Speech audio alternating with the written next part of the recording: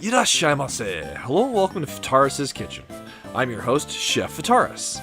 It's time once again for Shoot 'em Up Saturday, and on the menu this week we have Z-Warp, a hellish neon bullet hell.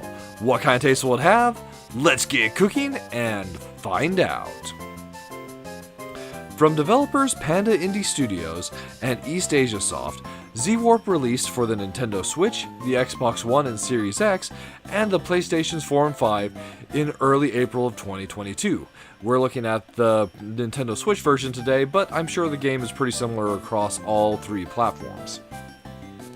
So this title does have seizure warning, so before we go any further, if you have problems with light patterns and flashing colors, then I would recommend not watching this review and also skipping this game entirely.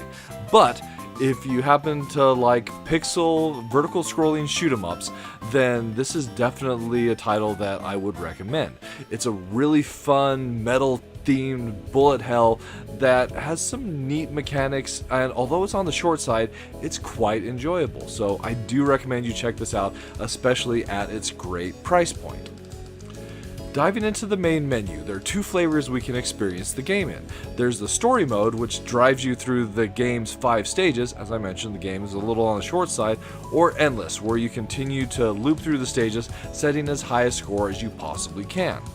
Selecting story takes us to the difficulties, so we have easy, medium, and hardcore. That of course will ramp up your difficulty of the enemies as well as increase your multiplier. So if you're looking to get higher points, then you definitely want to play on the harder difficulties. Today though, we'll be playing easy to show off the game. So right off the bat, we can appreciate the neon aesthetics that this game has.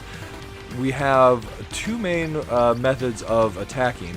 There's our primary shot, which you can get through either holding down the rapid button, which on the Switch controller is the Y button, or if you hold down the B button, which is your actual shot button, you can either tap it to get your shot, or you hold it down to get the laser that's so common in bullet hells. This also engages focus movement, so you can easily dodge around enemy bullets. Which is something in a bullet hell you're going to want to do. These two little like mini bosses are a good example of that. Not so hard when it's just one of them, but bam! We're already at the end of the first stage and fighting our first boss. So this gives us a chance to talk about one of the big mechanics in it. So in addition to our main shots, we have a bomb, and you might have seen me use it a couple times throughout the course of the gameplay. So the bomb is infinite in this game. And you can see it highlighted there up in the top right. Underneath our hearts are lives, as it were. There's this bomb meter. When we use that meter, it says for a second bomb out, then there's a cooldown period, and then the bomb itself charges up.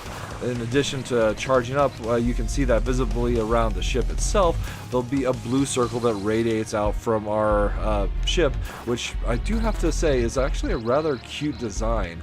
Kind of almost a little out of place with the hellish enemies that we happen to be fighting. So all the enemies in that like circle, as well as enemy shots, will be destroyed if they're your normal just like fodder. So it's great to actually the way that the game uses it. Your bomb is more of a defensive item than it is actually an offensive item, as there'll be a lot of patterns throughout the course of the gameplay where evasion is going to be nearly impossible. So you need to use that infinite bomb that you have that charges up to intelligently get out of situations, especially fighting bosses.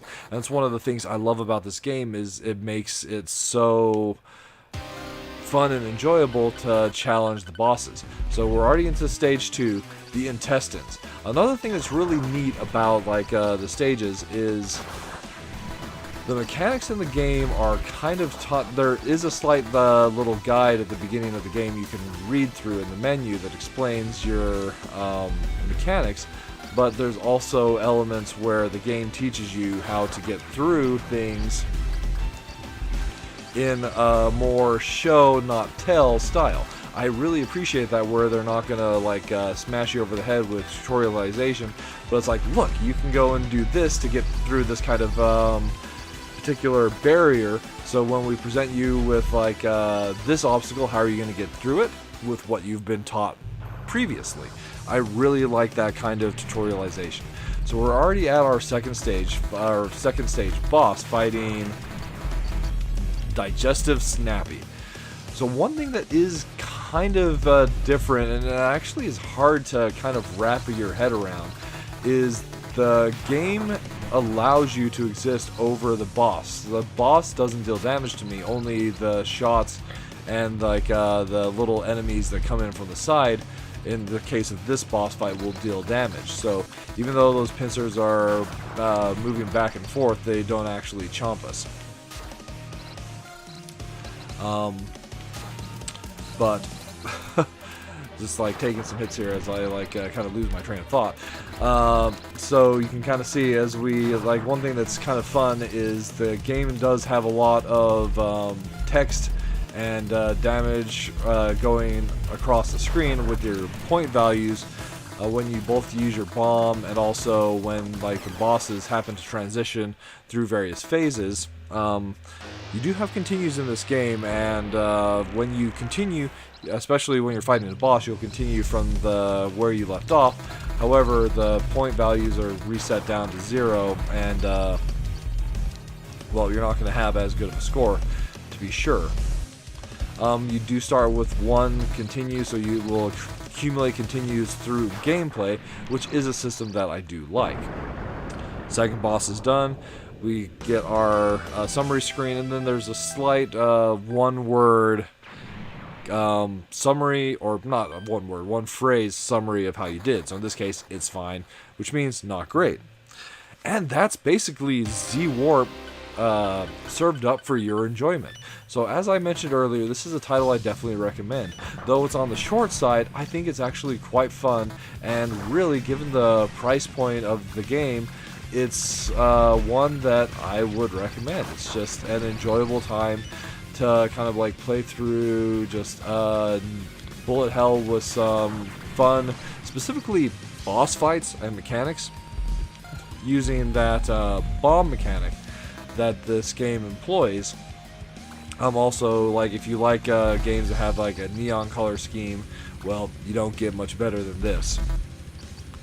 As far as the minus flavors are concerned, though, so one of the big issues I do have with the title is it is short. Like, it's only 5 stages, and those 5 stages go by in the blink of an eye.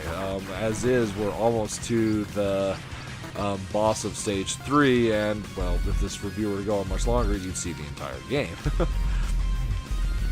Another weird thing is this game does have a Tate mode, but when you experiment with that, or at least when I was experimenting with that, the Tate mode was extremely limited.